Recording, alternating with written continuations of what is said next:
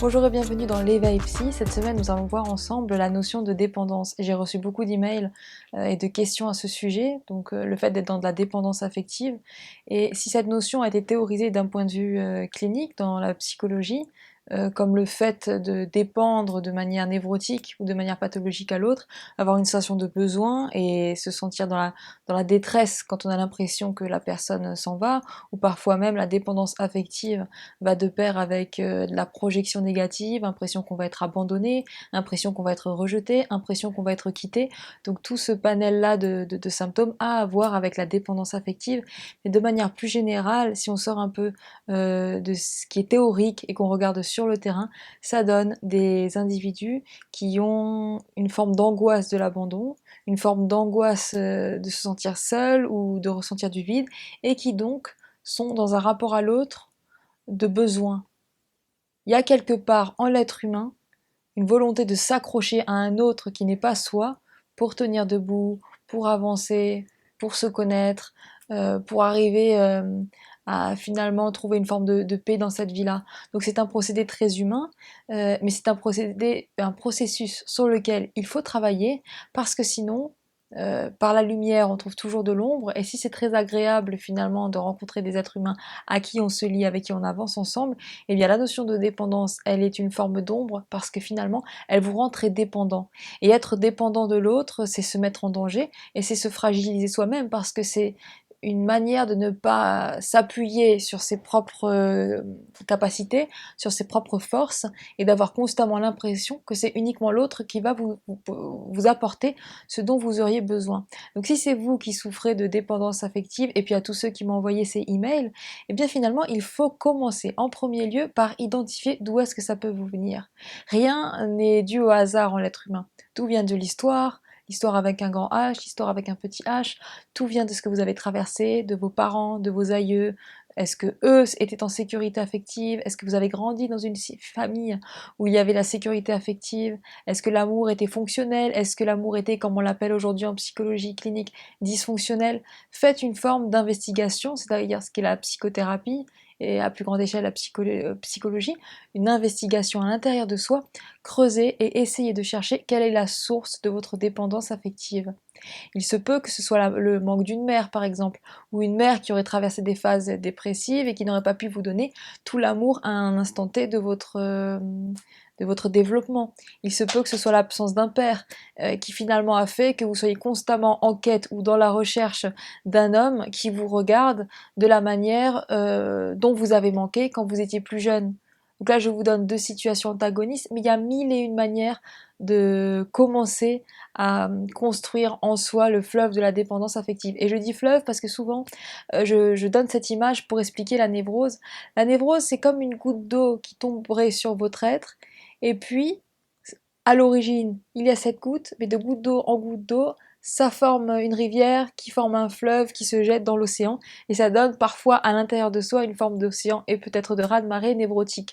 Donc par exemple, la première goutte d'eau pourrait être de naître dans une famille où il y a eu un deuil, et puis vous êtes né après ce deuil, et un de vos parents a fait une longue dépression, il s'en est sorti, donc vous n'avez aucun souvenir parce qu'à partir de vos 2 ans, il s'en est sorti, mais pendant toute la petite enfance, il pourrait y avoir en vous la détresse de votre parent. Première goutte d'eau.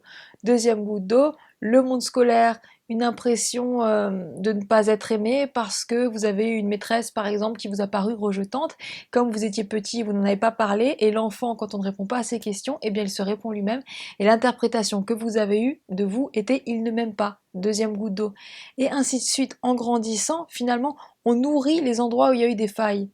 Donc, en quelque part, il faut que vous fassiez cette démarche de comprendre d'où est-ce que ça peut vous venir pour déconstruire. En fait, la base à l'âge adulte, c'est de déconstruire tout ce qui vous rend malheureux, c'est de déconstruire tout ce qui est impression, tout ce qui est perception névrotique.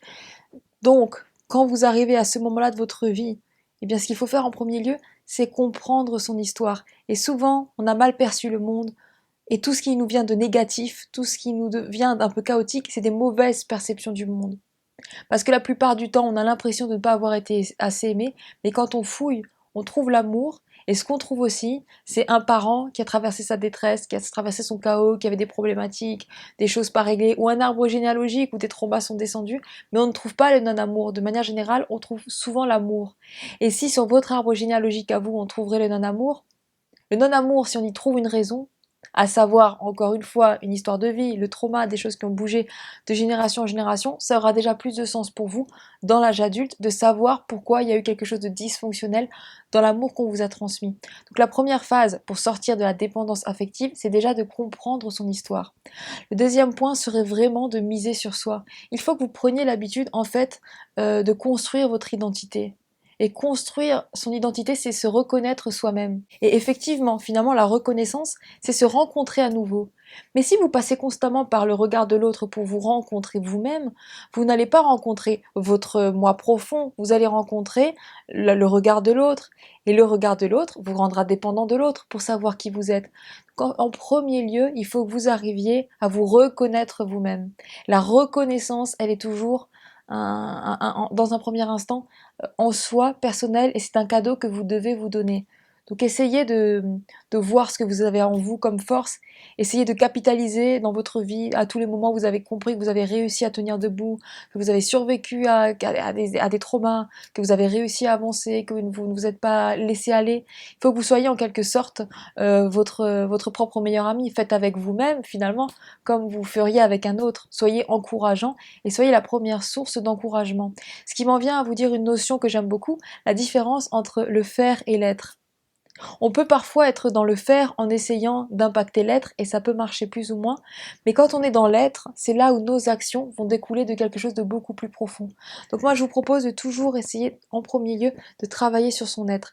Et travailler sur son être, c'est effectivement d'acter tous les endroits où vous avez conscience et connaissance de ce que vous avez en vous, comme je le disais, de force, de potentiel, à ce que vous avez en vous, d'aïeux qui vous ont aimé, de proches qui vous ont renvoyé une belle image. En fait, c'est comme choisir d'écrire son propre livre, mais de l'écrire avec une plume positive, de l'écrire en ayant conscience, en nommant et en actant ceux qui vous ont aimé, ceux que vous avez aimés, ceux que vous avez rencontrés sur votre route, les aventures que vous avez vécues, je le répète, les moments où vous avez la sensation de réussir.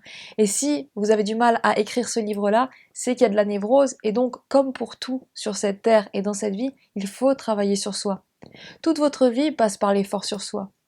Toute votre vie et toute l'image que vous avez de vous est une construction. Et cette construction, si vous vous laissez simplement aller sur le fleuve tranquille de la vie, vous n'allez pas du tout trouver la tranquillité, vous allez du coup trouver la névrose et les traumas.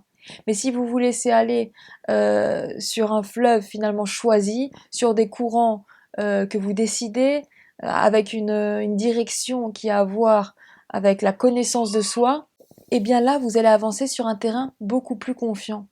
En fait, dépendre l'autre, c'est se nier. Dépendre l'autre, ce n'est pas regarder l'autre, c'est constamment regarder comment l'autre vous regarde. Je vais répéter cette notion, elle me semble très importante. Dépendre de l'autre, c'est être dans la dépendance de son regard. Et donc ce n'est pas se regarder soi ou ce n'est pas regarder l'autre, c'est finalement se mettre sous le regard de l'autre et lui demander cette éternelle question, qui suis-je? Que vois-tu? Et quelle valeur ai-je? Et si ces questions-là sur votre chemin, vous en avez besoin pour devenir, je vous propose d'essayer vraiment qu'elles ne viennent jamais de la dépendance. Essayez que ce soit toujours une envie, un désir de se connecter à l'autre, une envie de voir l'autre et que l'autre vous voit. Un échange, un mutuel échange. Si vous ressentez que l'autre vous donne, alors là aussi, faites-vous le cadeau de ressentir ce que vous vous donnez. Toute relation équilibrée passe par un don mutuel. Toute relation équilibrée doit passer au mieux par le fait de savoir que vous aussi vous êtes en train de donner. Donc quand vous ressentez cette dépendance et cette impression de perte dès que vous avez l'impression que l'autre s'éloigne, eh bien remontez sur le haut de votre montagne. Refaites une relation équilibrée en ayant en tête que l'équilibre du lien passe par le fait d'être égal à égal. Et que donc si dès que l'autre fait son mouvement, vous avez l'impression qu'il part ou qu'il vous abandonne, vous n'êtes pas non plus en train de le voir, vous êtes en train de projeter. Et vous projetez votre propre souffrance. Donc ça, ce sera l'occasion d'une autre vidéo où nous en parlerons ensemble de la question de la projection. On l'a déjà un peu vu ensemble, c'est une notion centrale. Mais cette dépendance-là, quand elle vous vient, quand vous avez l'impression que vous n'êtes rien sans l'autre, c'est une problématique de déséquilibrage. Dans votre regard, vous lui donnez tout et vous vous enlevez tout. Alors il faut faire les choses à l'envers, il faut bâtir son identité. Plus vous allez bâtir votre identité, plus vous allez aller là où vous voulez aller, plus vous allez exister professionnellement parlant, plus vous allez exister exactement là où vous voulez être, plus vous allez être dans le don et donc dans la conscience que vous donnez, moins vous allez passer par des phases de dépendance. Alors la dépendance, elle est différente selon que c'est du côté de l'amour ou l'amoureux, ou le côté familial, ou du côté amical, c'est-à-dire qu'il y a différentes formes de manière de dépendre de l'autre. Mais dès que vous trouvez le mot dépendance, alors il y a une histoire. Dès qu'il y a une histoire, il faut creuser, et puis après, essayer petit à petit de vous bâtir dans le rapport à l'autre, dans un désir, dans une envie, et de quitter la notion de besoin. Je vous propose de m'envoyer vos différentes questions et puis je vous répondrai dans le cadre d'une autre vidéo prochainement sur la dépendance. Et d'ici là, prenez bien soin de vous et que la psychologie vous accompagne sur tous vos chemins.